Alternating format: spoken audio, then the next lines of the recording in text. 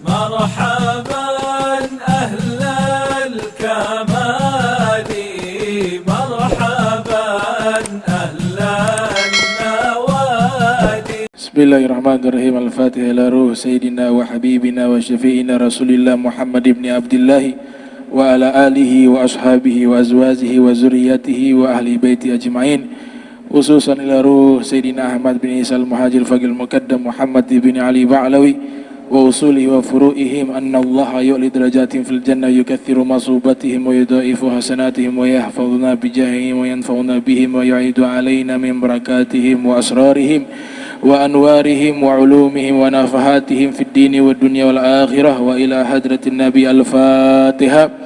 بسم الله الرحمن الرحيم. الحمد لله رب العالمين الرحمن الرحيم مالك يوم الدين إياك نعبد وإياك نستعين صراط المستقيم صراط الذين أنعمت عليهم غير المغضوب عليهم ولا الضالين آمين.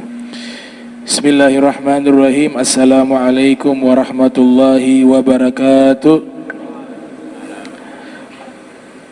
Alhamdulillah, alhamdulillahi rabbil alamin. Allahumma salli wa salli ala nuril anwar wa siril asrar wa triyakil aghyar wa miftahi babil yasar Sayyidina Muhammadin Mukhtar wa ala ali athhar wa ashabil akhyar adada ni'amillah wa ifdalih. Amma ba'du. Subhanaka la ilma lana illa ma 'allamtana innaka antal alim. Rabbi israh li sadri wa yassir li amrin wahlul 'uqdatan min lisani yafqahu qawli wa saddid lisani wahdi qalbi bihaqqi sayyidina Muhammadin sallallahu alaihi wa alihi wa barak wasallam. Ya man huwa fi 'uluwihi kain, ya man huwa fi fi'li hamid, ya man huwa fi majdihi matin. Allahumma akrimna bi nuril fahmi wa akhrijna min zulumatil wahmi warzuqna fahman nabiyyin wa hifdal mursalin wa ilhama malaikatil mukarrabin. Rabbana zidna ilman wa fahma wa aqla ya akramal akramin bihaqqi sayyidina Muhammad khatamil anbiya'i wal mursalin ya rahman ya rahim. Wa sallallahu ala sayyidina Muhammadin wa ala alihi wa sahbihi wa barak wa sallam. Alhamdulillahi rabbil alamin.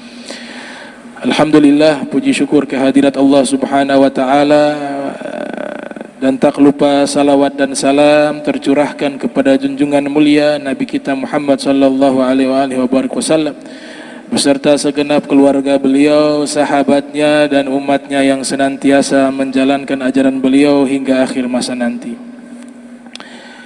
Sebelum kita masuk ke kajian kitab Al-Adhkar An-Nawawiyah, ini momentum bertepatan hari guru ya, di hari ini. Maka guru di dalam Islam ini memiliki posisi yang sangat mulia. Apalagi guru yang mengajar, mengenalkan manusia kepada Allah Subhanahu wa taala. Bahkan Rasul sallallahu alaihi wasallam, beliau dalam satu riwayat mengatakan, innama bu'ithtu mu'allimah, saya diutus sebagai seorang guru, kata Rasul sallallahu alaihi wasallam. Jadi salah satu tujuan diutusnya Rasul sallallahu alaihi wasallam ke dunia ini itu sebagai mu'allimah, sebagai guru. Tapi bukan hanya guru yang mencerdaskan intelektual akal semata, tapi mencerdaskan juga hati dan rohani. Berbeda dengan guru-guru yang lainnya. Kalau guru-guru matematika mencerdaskan akal, tapi kalau Rasul sallallahu alaihi wasallam mencerdaskan seluruhnya, akal, hati, ruh. Makanya dalam bahasa lainnya namanya mursyidah, yang memberikan petunjuk. Ada dalam satu nazam Al-Imam Syaibani dalam kitabnya, beliau mengatakan anna Rasulullahi afdalu man masya 'alal ardi min auladi adama au gada wa arsalahu rabbus samawati rahmatan ila thaqalain al-insi wal jinni mursida. Di dalam nazam Al-Imam Syaibani mengatakan, sesungguhnya Rasul sallallahu alaihi wasallam adalah paling utamanya manusia yang pernah berjalan di muka bumi ini. wa arsalahu rabbus samawati rahmatan ila thaqalain al-insi wal jinni mursida.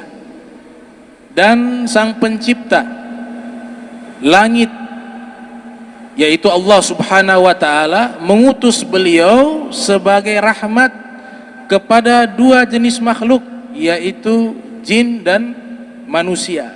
Sebagai apa? Mursida, sebagai guru pembimbing rohani untuk mengenal Allah subhanahu wa ta'ala. Makanya Nabi SAW dalam satu riwayat itu beliau katakan, saya diutus sebagai seorang guru.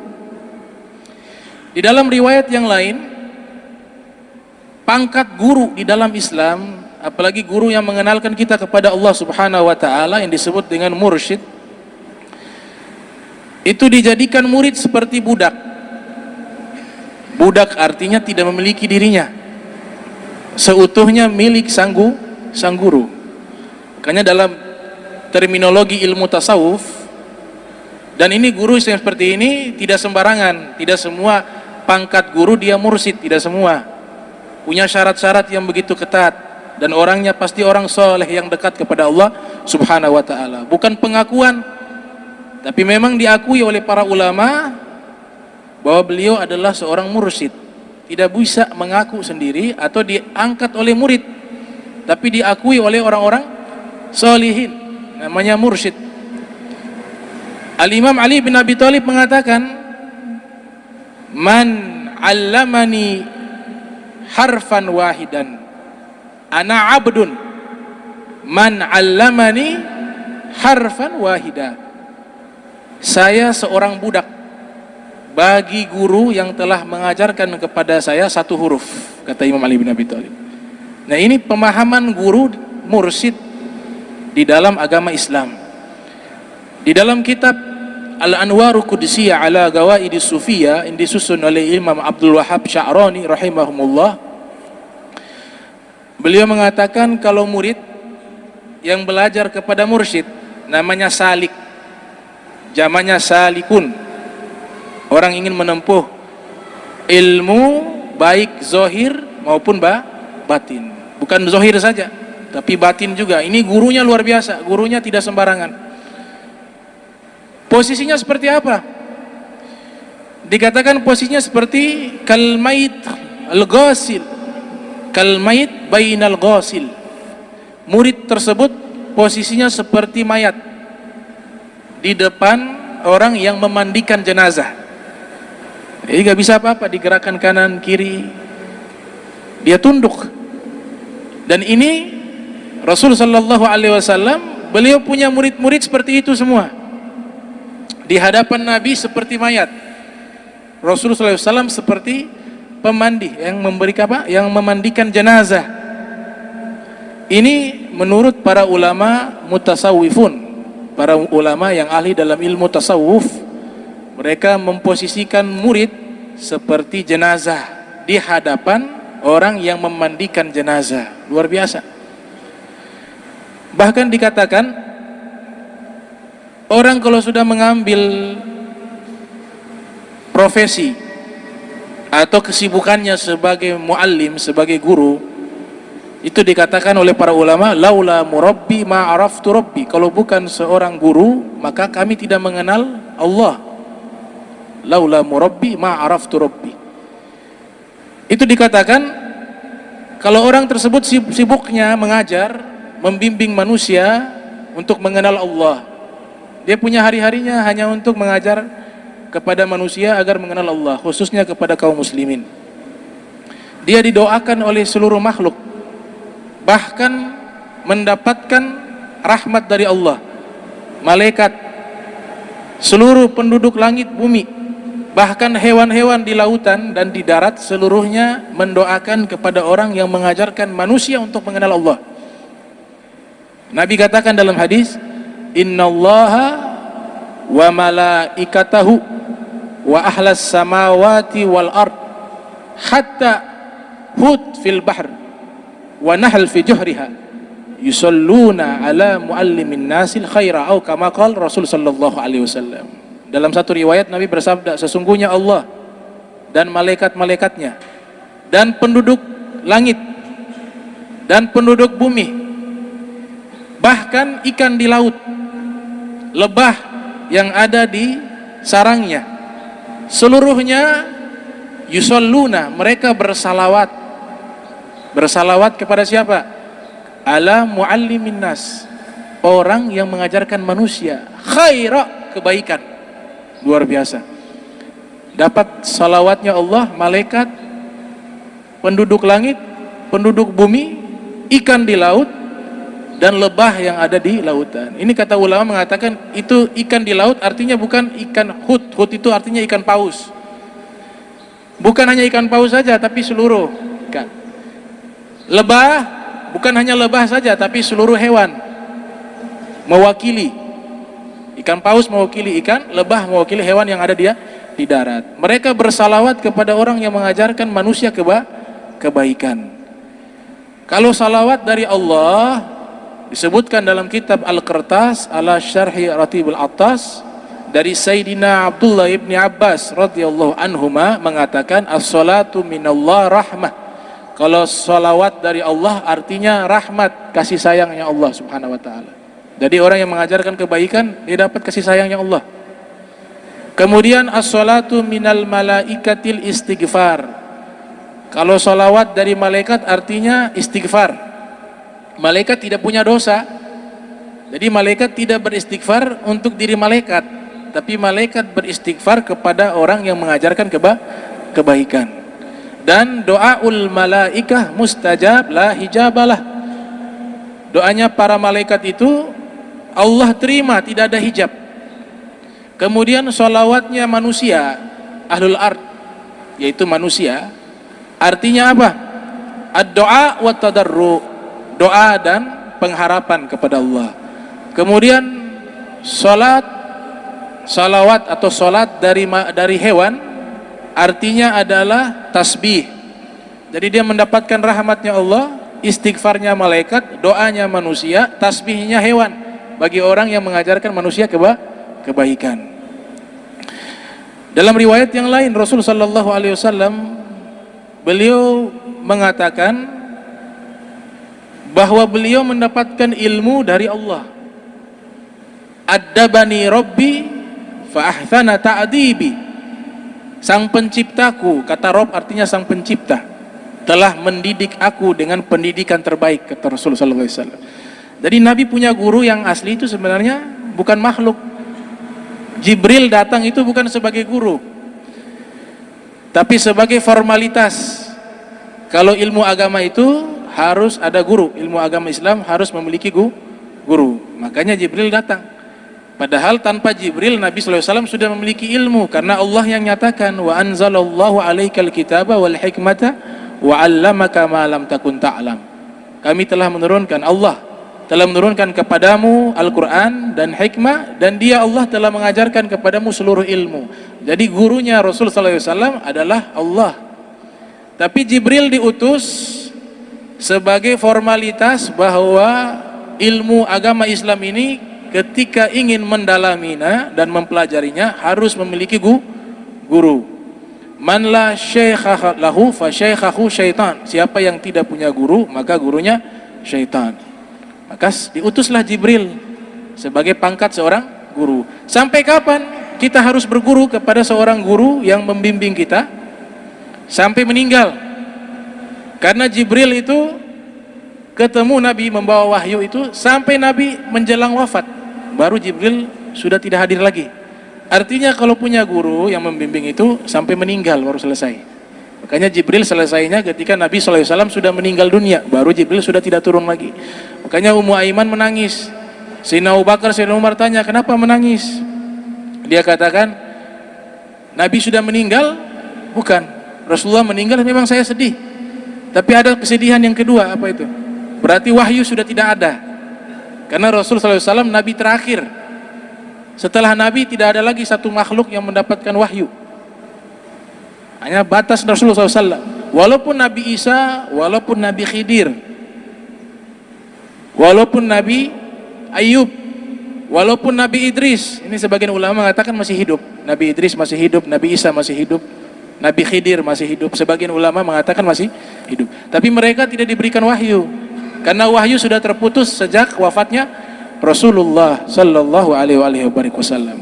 Jadi guru pangkatnya luar biasa. Dan ulama-ulama terdahulu mereka ketika memuliakan guru itu luar biasa. Ada seorang ulama dia lagi mengajar. Ini jamaahnya membludak banyak. Tiba-tiba ada seekor ayam lewat di depan majelisnya. Dia menghentikan mengajar. Ini disebutkan dalam kitab Akhlaq Libanin. Berhenti mengajar, kemudian sang guru ini berdiri. Selesai ayam itu sudah pergi, duduk lagi. Ditanya sama murid-muridnya, "Wahai guru, kenapa di tengah-tengah engkau mengajar, engkau berdiri?" Ini kata sang guru, "Tadi ada ayam guru saya. Itu ayam kesayangan milik guru saya. Guru saya sudah meninggal dunia. Itu ayam kesayangannya. Ayamnya lewat, saya menghormati ayam guru saya berdiri." Makanya tarbiyah, pendidikan kalau menghormati guru, makanya ilmu berkah itu dengan khidmah kepada guru.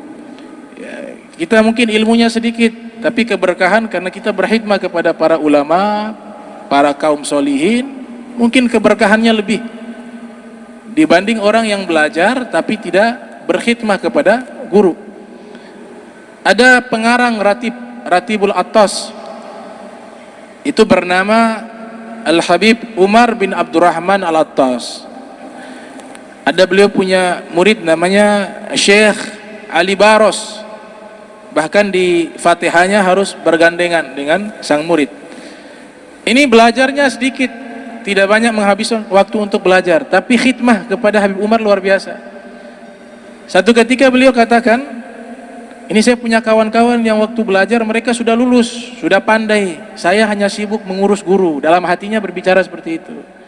Al-Habib Umar bin Rahman Al-Attas, beliau mengatakan kepada muridnya, "Kau mau seperti mereka?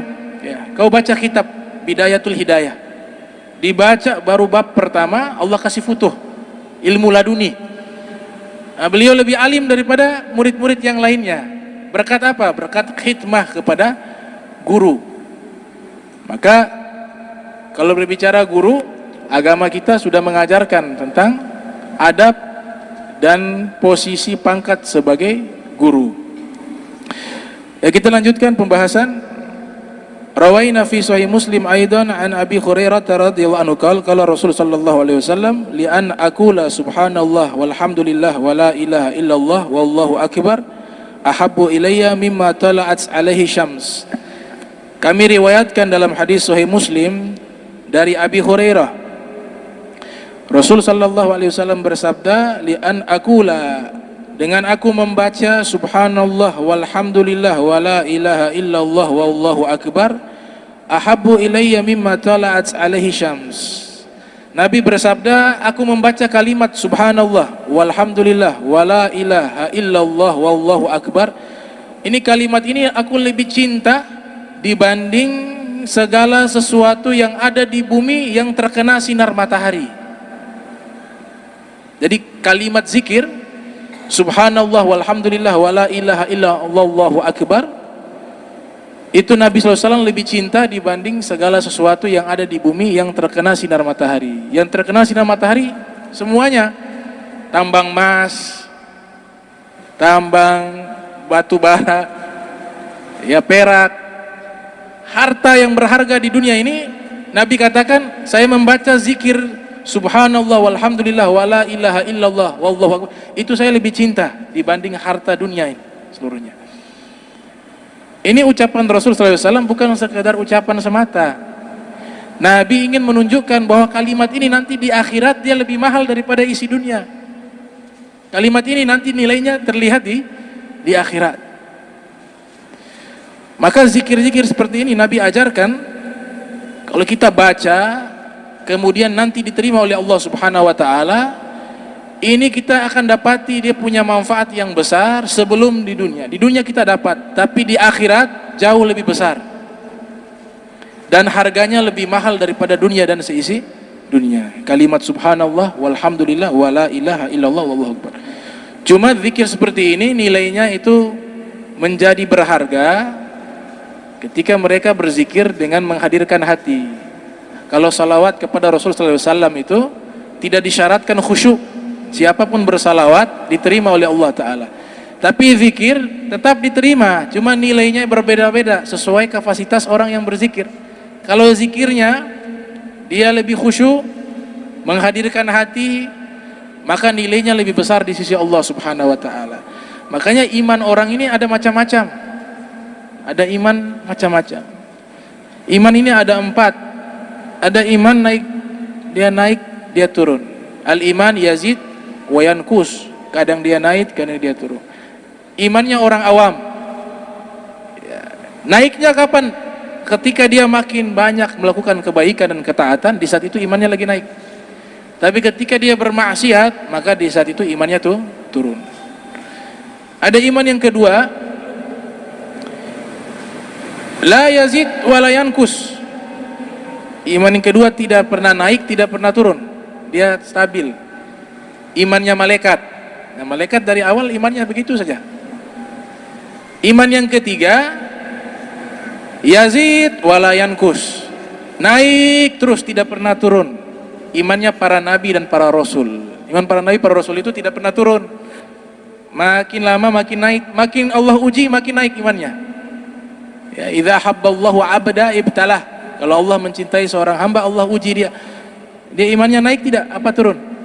Kalau dia imannya naik, berarti dia hamba yang dicintai oleh Allah. Tapi ketika dikasih musibah imannya turun, berarti dia bukan dikasih ujian, dikasih teguran. Makanya para nabi imannya naik terus, tidak pernah turun. Yang keempat, yankus wala yazid. Imannya tidak pernah naik tapi turun terus. Imannya orang munafik, imannya orang kafir, dia turun terus, tidak pernah naik. Nah, 4 iman. Dan ada Nabi ajarkan, kita sudah beriman ini masing-masing punya tingkatan. Ada yang imannya sudah nikmat, bahasa hadisnya namanya halawatul iman, manisnya iman. Itu ada dalam hadis Nabi memberikan definisi halawatul iman, manisnya iman. Ini kalau sudah dapat, luar biasa. Dan Nabi mengatakan ada 3. Ini hadis diriwayatkan di dalam Sahih Al-Bukhari oleh Imam Bukhari. Thalathun man kunna, 3 hal jika terdapat fihi padanya, wajada halawatal iman. Dia mendapatkan 3 dia pasti mendapatkan manisnya iman. 3 hal. Yang pertama, ayyakunallah wa rasuluh ahabba ilaihi mimma siwahuma. Yang pertama, dia jadikan Allah dan Rasulnya lebih dia cinta dari selainnya. Jadi dalam hati kita, kalau Allah dan Rasul lebih kita cinta dari selain makhluk atau sesuatu, pasti dapat manisnya iman. Tapi kalau dalam hati masih istri nomor 1, terus jabatan nomor 2, dunia nomor 3, kemudian nomor 4, nomor 5 Allah dan Rasul, tidak akan dapat manisnya iman. Orang yang dapatkan manisnya iman, Nabi yang katakan, ketika di hatinya ini yang dia lebih cinta itu hanya Allah dan Rasul. Yang lainnya nomor 3, nomor 4. Karena cinta sesuatu itu bukan, saya mencintai rumah, apakah berdosa? Tidak. Saya mencintai harta, yang dilarang berlebihan. Suka itu fitrah. Maka di Al-Quran dikatakan manusia itu diciptakan memang suka, syahwat. Suka kepada apa? Harta, kepada istri, kepada wanita. Itu kan fitrah. Tapi Nabi ingin ajarkan, kalau hal ini, fitrah ini kita tempatkan di tempat yang lebih tinggi, maka ini jadi mulia. Apa itu? Cinta ini kita nomor 1kan Allah dan Rasul, maka itu menjadi mulia. Karena Nabi katakan, kalau ini dilakukan, Allah dan Rasul SAW dalam hati kita lebih kita cintai daripada segala sesuatu yang ada di bumi ini, di dunia ini, pasti dia akan mendapatkan manisnya iman, kata Rasul SAW. Dalam riwayat Tirmizi disebutkan Rasul SAW bersabda, man ahabba lillah, siapa orang yang mencintai sesuatu karena Allah. Jadi dia suka sesuatu, tujuannya itu karena Allah. Wa ghadiba lillah, dia marah juga bukan karena pribadi, bukan karena hawa nafsu. Dia marah karena Allah. Ini sifatnya Rasul SAW. La yaghdab Rasul sallallahu alaihi wasallam. Nabi sallallahu alaihi wasallam tidak pernah marah kalau urusan pribadi. Tapi kita sebagai umatnya harus marah. Misalnya Nabi dihina, Nabi maafkan, tapi umatnya wajib membuat reaksi. Itu menggambarkan ada keimanan di hati. Tapi kalau dia ridho sudah, ini rahmatan lil alamin, maafkan sudah, berarti dia punya iman, ini salah. Karena kalau kita cinta sesuatu, pasti kita akan bela. Kita cinta kepada kita punya orang tua.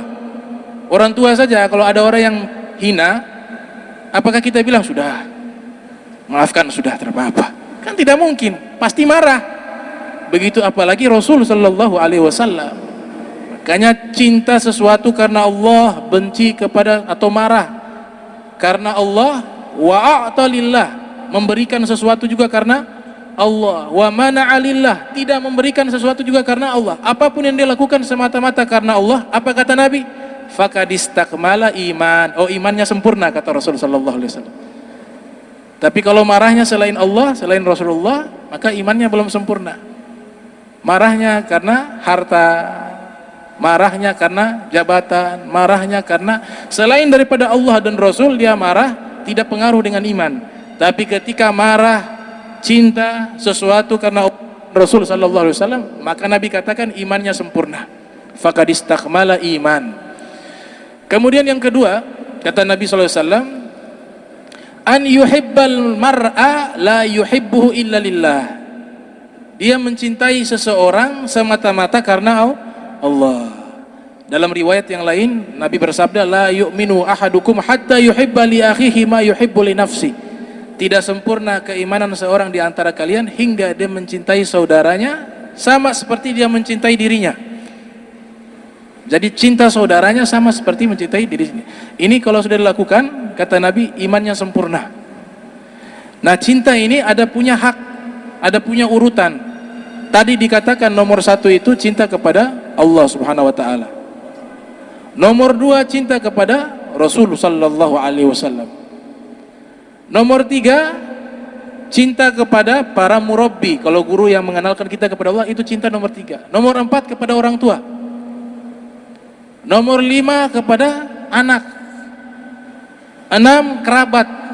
Tujuh tetangga, dan seterusnya dan seterusnya. Ini hak-hak cinta yang diatur di dalam agama kita. Nomor satu Allah, nomor dua Rasulullah, nomor tiga itu para orang-orang solihin, para aulia. Nomor empat itu disebutkan juga adalah keluarga kita, saudara-saudara kita, anak kita semuanya. Nah, yang nomor satu, nomor dua, nomor tiga. Jadi yang nomor dua ini, kalau Allah dan Rasul sudah satu ayat. Ada nomor tiganya, cinta kepada orang-orang soleh, kaum solihin. Ini kecintaan kepada orang-orang solihin, dia punya manfaat besar. Orang-orang solihin yang Allah sebutkan dalam bahasa Al-Quran disebutkan awliya illah. Ala ya inna awliya Allah la khawfun alaihim walahum yahzanun alladzina amanu wa kanu yattaqun lahumul busyra fil hayatid dunya wa fil akhirah. Ini para aulia ini wajib kita cintai. Ciri-cirinya bagaimana? Ketahuilah para aulia Allah, mereka tidak ada rasa takut dan mereka tidak pernah sedih. Alladzina amanu, mereka adalah orang-orang yang benar-benar beriman kepada Allah. Wa kanu yattaqun, dan mereka adalah orang-orang yang bertakwa. Lahumul busra fil hayatid dunya wa fil akhirah. Bagi mereka dapat kabar gembira di kehidupan dunia dan juga di akhirat. Itu para aulia Allah. Kayaknya ini para aulia Allah, di antaranya manfaatnya fadilah. Ini disebutkan oleh Imam Zahabi yang lahir tahun 673 Hijriah, meninggal tahun 748 Hijriah. Dalam kitabnya Syiaru A'lami Nubala, ada seorang wali min auliyaillah namanya Abu Yazid Al-Bustami. Ja'a rajulun ila Abi Yazid Al-Bustami. Ada seorang laki-laki datang menemui Abu Yazid Al-Bustami. Kemudian dia bertanya, ya Abu Yazid, dullani ala amalin ataqarrabu bihi ila rabbi. Tolong tunjukkan padaku satu amal ibadah yang membuat aku dekat dengan Allah. Kata Abu Yazid, ahbib awliya illah liyuhibbuk. Cintailah para wali-wali Allah sehingga mereka akan cinta kepadamu. Fa inna Allah ta'ala yanzuru ila qulubi awliyaih. Karena Allah subhanahu wa ta'ala senantiasa memandang hati para aulia. Fala'allahu an yanzura ila ismika fi qalbi wali fayaghfiralak. Boleh jadi ketika para kekasih Allah cinta kepadamu, di dalam hati mereka ada tertulis namamu. maka Allah melihat hati mereka ada namamu di situ, maka dosamu diampuni oleh Allah Subhanahu wa taala. Itu kata Abu Yazid Al-Bustami. Juga dikatakan, itu disebutkan oleh Al-Habib Ali bin Muhammad Al-Habsyi, "Lau kunta fi qalbi 'arifin billah wa nazalat alaihi anwar hasalta nasibaka minha." Kalau engkau berada di hati seorang yang mengenal Allah, Allah turunkan cahaya rahmat ke dalam hati seorang yang mengenal Allah, engkau ada di dalam hati itu, kau dapat bagian cahaya tersebut. Hasalta nasibaka minha. Maka kecintaan kepada para aulia ini diperintahkan oleh Allah Subhanahu wa taala dan diperintahkan oleh Rasul sallallahu alaihi wasallam. Lihat Ashabul Kahfi. Ashabul Kahfi yang menemani mereka, Ashabul Kahfi orang-orang soleh. Yang menemani apa? Seekor anjing. Tapi ini karena menemani orang soleh, dia cinta kepada orang soleh, Allah himpun mereka bersama di surga. Ini anjing ini masuk surga. Itu disebutkan dalam kitab Hayatul Haywanul Kubra, disusun oleh Al-Imam Kamaluddin Ad-Dumairi rahimahumullah, mengatakan, jadi anjing ini masuk surga karena cinta kepada orang soleh. Jadi amal hati ini luar biasa, amal cinta. Juga dikatakan Imam Syafi'i dalam diwannya, beliau menyatakan, uhibbu sholihin walastu minhum la'alli an anala bihim syafa'ah. Aku cinta orang soleh walaupun aku bukan golongan orang soleh. Aku berharap dengan kecintaan kepada mereka aku mendapatkan syafaat mereka di hari kiamat. Itu sekelas Imam Syafi'i rahimahumullah masih berharap bisa mendapatkan syafaat dari orang-orang soleh. Apalagi kita lebih butuh syafaat daripada orang-orang salihin. Dalam Al-Quran Allah Subhanahu wa ta'ala berfirman, wa may yuti'illaha wa rasulahu fa ulaikal ma'alladzina an'ama Allahi minan nabiyyina wasiddiqina wasyuhada'i wasalihin. Allah yang nyatakan siapa yang taat kepada Allah dan Rasul. Syarat pertama bukan hanya cinta saja, tapi harus taat dulu. Cinta kepada orang soleh, sholat tidak. Bilang katanya cinta kepada Nabi, tapi sholat dia tinggalkan, maksiat dia lakukan. Ini juga gak bisa. Makanya syarat pertama apa di situ? Wa may yuti'illah wa rasul. Siapa yang taat dulu kepada Allah dan Rasul. Itu dulu. Kemudian dinyatakan faulaika ma'alladzina. Setelah itu kalau mereka cinta, digolongkan mereka bersama orang-orang yang telah Allah berikan nikmat. Siapa itu? Faulaika ma'alladzina an'ama Allahu 'alaihim minan nabiyyina wasiddiqina wasyuhada'i wasalihin. Orang yang diberikan nikmat 4, para nabi. Minan nabiyyina wasiddiqina, orang-orang siddiq yang benar keimanannya kepada Allah. Wasyuhada, para syuhada. Yang keempat, wasalihin. Ini tafsiran dari surat Al-Fatihah. Surat Fatihah itu ihdinas siratal mustaqim, siratal ladzina an'amta 'alaihim. Berikan kami petunjuk ke jalan yang lurus. Jalan yang lurus. Jalan siapa? Jalan yang telah Allah berikan nikmat kepada mereka. Yang Allah telah berikan nikmat tadi disebutkan, yaitu para nabi, para siddiqin, para syuhada, para solihin. Jadi syaratnya taat dulu. Kemudian sudah taat, belum sempurna ketaatan. Harus apa? Cinta kepada para solihin, kepada para nabi dulu, para rasul, para syuhada, para solih, baru sempurna dia punya keimanan. Maka ini luar biasa. Itu disebutkan, ini para aulia, mereka menjadi mulia, diangkat oleh Allah Ta'ala menjadi para aulia. Disebutkan syaratnya beriman dan bertakwa. Takwa di sini bukan hanya zahir saja, tapi hati ini juga. Tidak boleh hati saja, zahir ditinggal. Tapi dua-duanya, zahirnya dilaksanakan, apa yang Allah wajibkan dia laksanakan, apa yang Nabi perintahkan dia laksanakan, Nabi larang dia tinggalkan. Kemudian dia setiap harinya memperbaiki dia punya batin, dia punya hati. Orang kalau istiqomah seperti ini pasti diangkat jadi aulia Allah, pasti diangkat menjadi kekasihnya Allah Subhanahu wa ta'ala. Ada gurunya Al-Hafiz Ahmad bin Ali Ibnu Hajar Asqalani yang lahir tahun 773 Hijriah, meninggal 452 Hijriah. Dalam kitab, beliau punya guru namanya Ibnu Mulakin. Salah satu gurunya Ibnu Hajar namanya Ibnu Mulakin. Dia punya kitab Tabaqatul Aulia, klasifikasi para wali, nama kitabnya. Ini ringkasan juga dari kitabnya Hilyatul Aulia wa Tabaqatul Asfiya, disusun oleh Abu Nuaim Asfahani. Itu dulu ada seorang wali cacat, tangan putus 2, kaki juga putus 2, tapi dia wali, orang soleh. Jadi ceritanya beliau ini sebenarnya cacat tangan dan kaki ini bukan karena dari lahir, tapi kena hukuman. Orang kalau mencuri dalam Islam kan potong tangan kanan, habis itu kiri. Kalau tidak ada lagi yang dipotong, kaki juga dipotong. Dalam hukum Islam pencuri seperti itu. Nah ini wali ini dulunya orang biasa. Dia orang biasa. Dia mau pergi di satu kota, ada rombongan hafilah dulu. Biasa ada rombongan perdagangan, mereka ikut. Biar berangkatnya rame, karena takut ada qati'ut tariq, ada perampok. Jadi berangkat rame-rame. Ternyata rombongan dagang ini dia ikut. Dia tidak tahu ternyata rombongan dagang ini ada perampok. Satu rombongan ini pencuri semua. Dia tidak tahu, dia ikut. Sampai tangkap sama pasukannya para khalifah, ditangkap. Kemudian diadili. Dia bilang, saya bukan pencuri, tapi buktinya engkau berkumpul sama pencuri, semuanya pencuri, kamu ikut sama itu, berarti kamu satu kelompok juga. Makanya disebutkan kalau mau bergaul dengan orang baik pasti kena minyak wangi. Nabi katakan seperti bergaul dengan penjual minyak wangi. Kalau tidak kena aroma wanginya, dia beli minyak wangi atau dikasih minyak wangi. Tapi kalau bergaul dengan tukang pandai besi, dia pasti kena api atau bau busuk karena bau itu keringat dan seterusnya. Nah ini ikut kepada para perampok.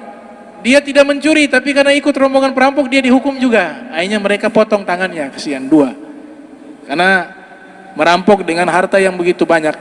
Kemudian kakinya juga dipotong, putus. Saat itu langsung dia kembali kepada Allah, dia beribadah, dia belajar dari guru ke guru. Jadi waktu belajar mereka gotong, kasihan, karena tidak bisa jalan, tidak bisa, digotong belajar. Mulai beliau hafal Al-Quran, mulai mengenal hadis Nabi Muhammad SAW, mulai mengenal sholat tahajud, mulai mengenal ibadah.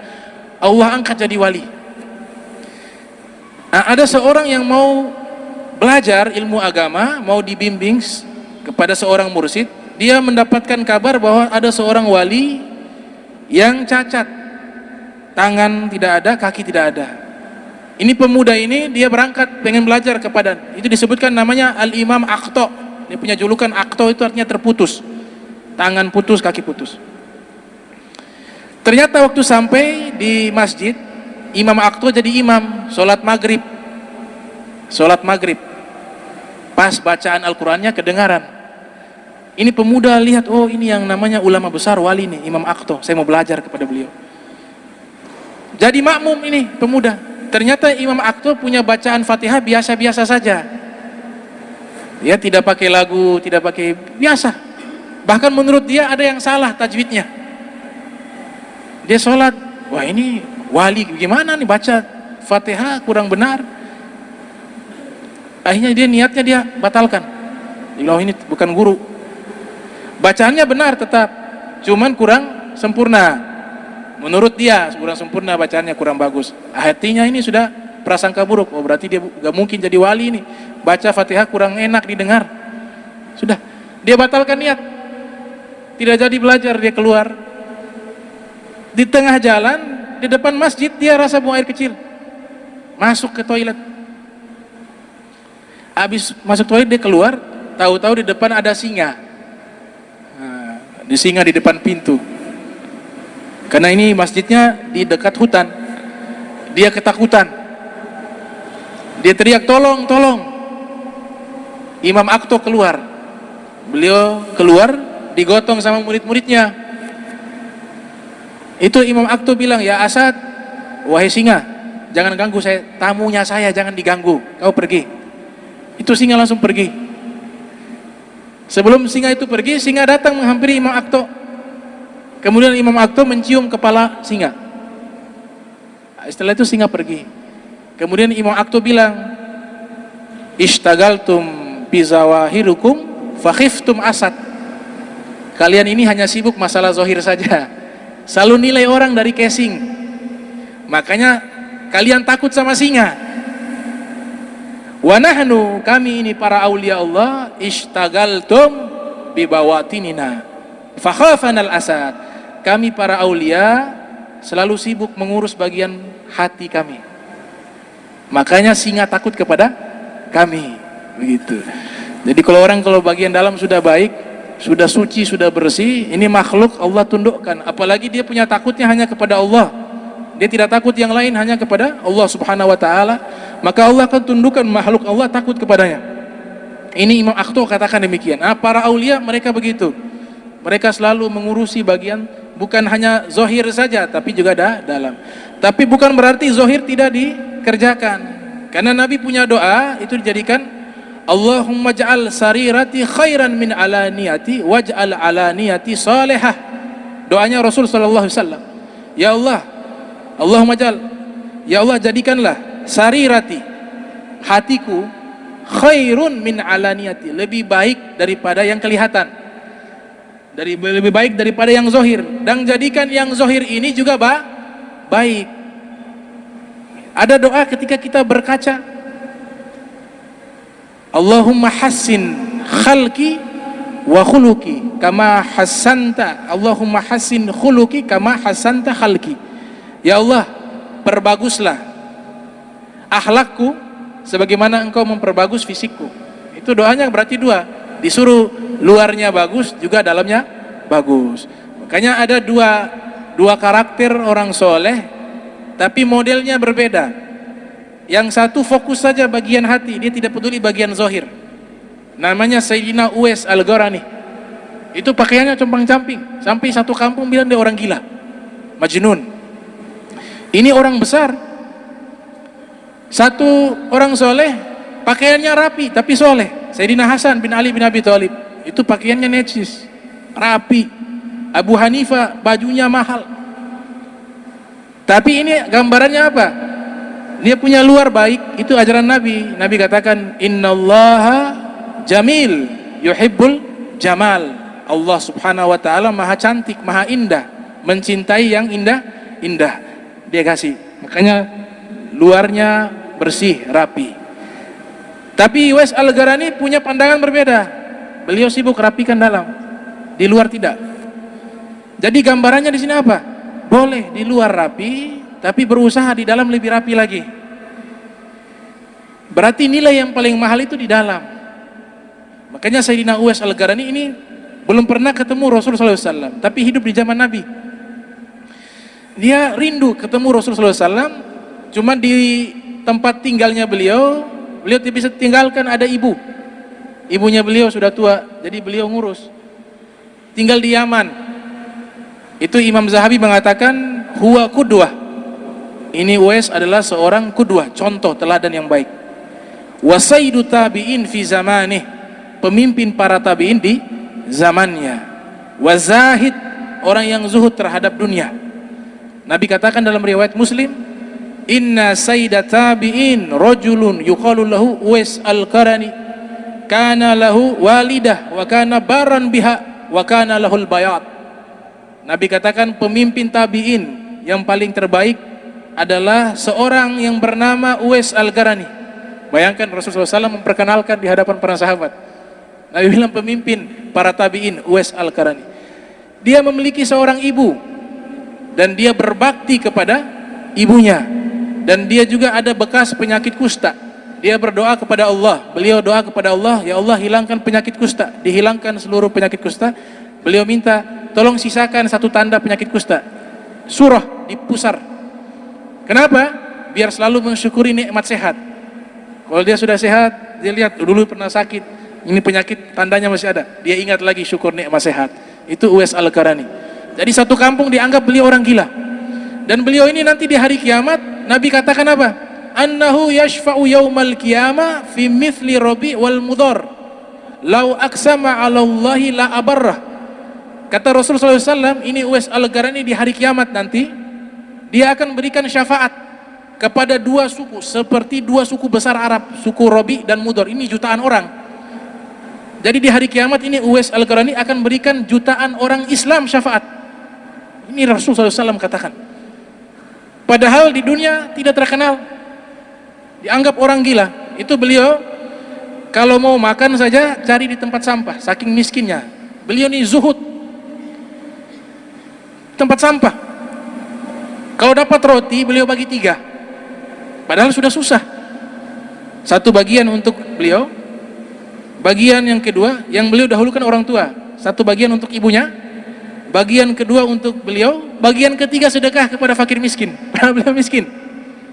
Selalu makanan yang beliau dapat bagi 3. Kemudian kalau lewat ada anak-anak kecil, mereka lempar beliau dengan batu. Dia katakan, wahai anak-anak, jangan lempar di kaki. Ini kaki sebentar malam mau pakai ibadah, sholat kepada Allah. Lempar saja di punggung. Anak-anak bilang orang gila dilempar. Makanya Nabi katakan, mastur fil ahlil ard, masyhur fi ahli sama. Uwais Al-Qarani di dunia tidak terkenal, tapi di langit beliau terkenal, kata Rasulullah SAW. Ini Nabi yang kenalkan, padahal belum pernah ketemu Rasulullah SAW. Yang luar biasa dalam satu hadis, Rasul sallallahu alaihi wasallam beliau katakan kepada Sayyidina Umar sama Sayyidina Ali, ya Umar, ya Ali, idza laqitumahu, wahai Umar, wahai Ali, kalau kalian berdua ketemu dengan Uwais Al-Qarani, fatluba minhu an yastaghfira lakuma yaghfirullahu lakuma. Kalian berdua minta kepada Uwais agar dia istighfar kepada Allah untuk kalian, pasti Allah ampuni dosa kalian. Padahal jelas ini 2 sahabat besar, Sayyidina Umar bin Khattab dan Imam Ali bin Abi Thalib, sahabat yang sudah awal Islam, di Makkah sudah muslim, bahkan termasuk orang yang dijanjikan surga oleh Allah Subhanahu wa taala. Tapi Nabi didik. Kenapa? Kita ini ambil manfaat kepada siapapun, minta doa kepada siapa, boleh jadi doanya beliau diterima. Sekelas Rasul sallallahu alaihi wasallam, Sayyidina Umar mau haji, minta izin ke Nabi, ya Rasulullah, saya izin mau haji. Apa kata Nabi sallallahu alaihi wasallam? La tansani min doaika ya ukhay. Wahai Sayyidina Umar, wahai saudaraku, kau jangan lupa ya doakan saya. Nabi Muhammad SAW minta doanya Sayyidina Umar kalau haji. Ini kan tawadu. Jadi kita harus prasangka baik sama orang. Padahal doanya Rasulullah SAW siapa yang bisa lawan? Tapi toh Sayyidina Umar mau pergi haji, Nabi bilang la tansani min doaika ya ukhay. Jangan kau lupa doamu ya kepada saya, wahai saudaraku. Sallallahu alaihi wasallam. Nah ini Uwais Al-Qarani begitu.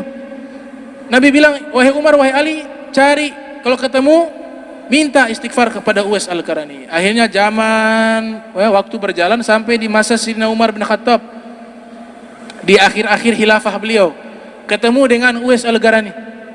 Ditanya setiap orang rombongan haji dari Yaman, tanya dari mana? Dari Yaman, dikumpulkan orang Yaman. Mana namanya Bani Murad?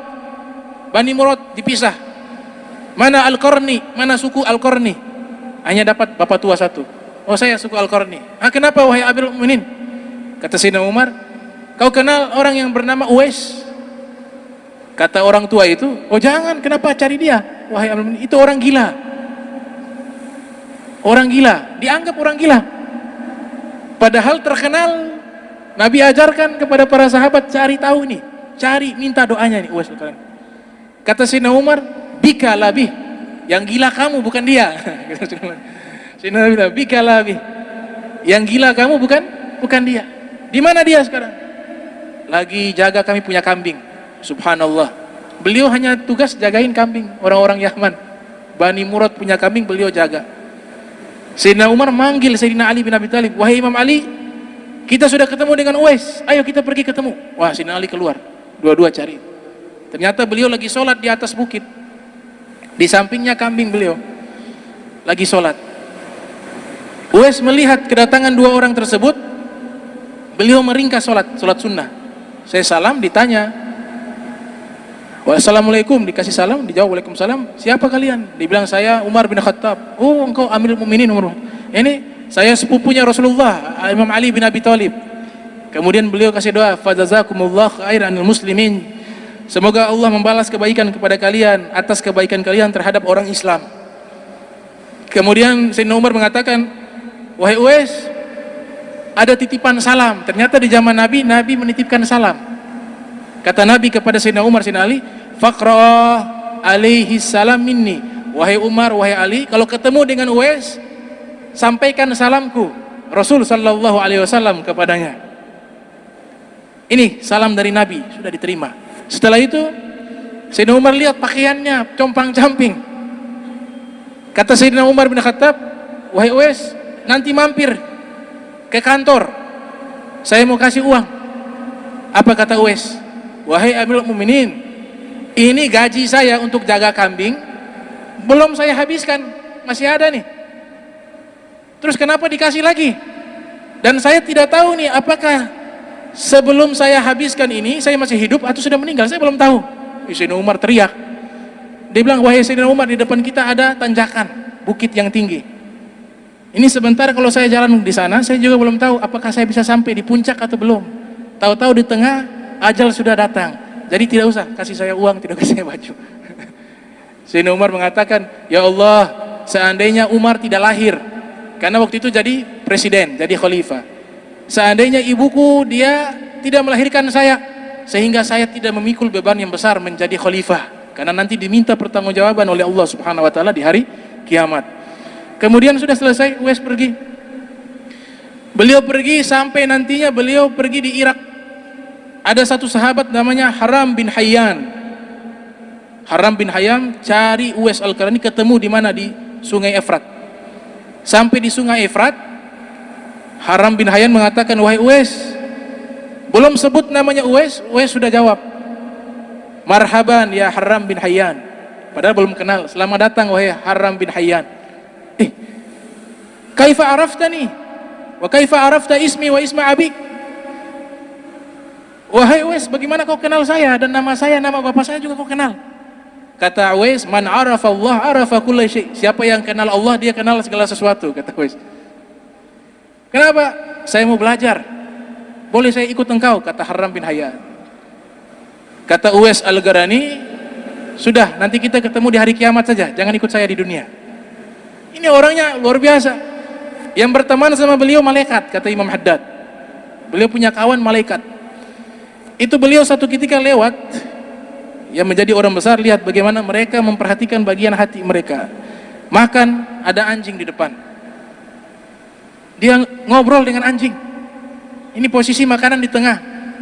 Ya kalab, kul mimma yalik. Wahai anjing, kau makan bagian kamu, ya nanti saya makan. Akul mimma yalini, aku makan bagianku. Fa in justu sirat ana khairum minka. Sekarang ini di dunia posisi saya dan kamu sama, kata dia begitu. Bagaimana dia punya hati? Dia anggap pangkatnya dia di dunia ini tidak lebih mulia, sama. Kalau saya nanti di akhirat bisa seberangi jembatan Sirat masuk ke dalam surga, ana khairun mink. Di saat itu ketahuan saya lebih mulia dari engkau. Wa illa anta, kalau saya terpeleset masuk neraka, engkau lebih mulia daripada saya. Karena kenapa? Karena hewan selesai dihisap, dijadikan tanah, tidak diazab tuh hewan dalam neraka, tidak ada hewan diazab dalam neraka. Kenapa? Karena tidak diwajibkan ibadah, tidak punya akal. Yang neraka tuh jin dan manusia. Kenapa? Karena jin manusia dikasih akal. Wa ma khalaqtul jinna wal insa illa liya'budun. Karena dikasih akal, Allah ciptakan jin dan manusia untuk ibadah kepada Allah Subhanahu wa taala. Itu Sayyidina Uwais Al-Qarani, ya. Mudah-mudahan bermanfaat. Ya, ini kalau boleh baca terus kisah-kisahnya para kaum solihin, biar kita makin cinta kepada mereka. Kemudian ketika sudah cinta pasti ingin mengikuti, walaupun tidak bisa semua, sedikit saja, sekian persen. Ini Uwais Al-Qarani sudah jelas Nabi yang perkenalkan. Nabi yang perkenalkan, Nabi nyatakan di hari kiamat dia memberikan syafaat jutaan orang. Nabi kenalkan, dia sudah dikenal oleh Rasulullah dan dikenal oleh Allah Subhanahu wa taala. Karena hatinya luar biasa. Jadi gambaran hati mau jadi luar biasa, ikut keadaan hatinya Uwais Al-Qarani.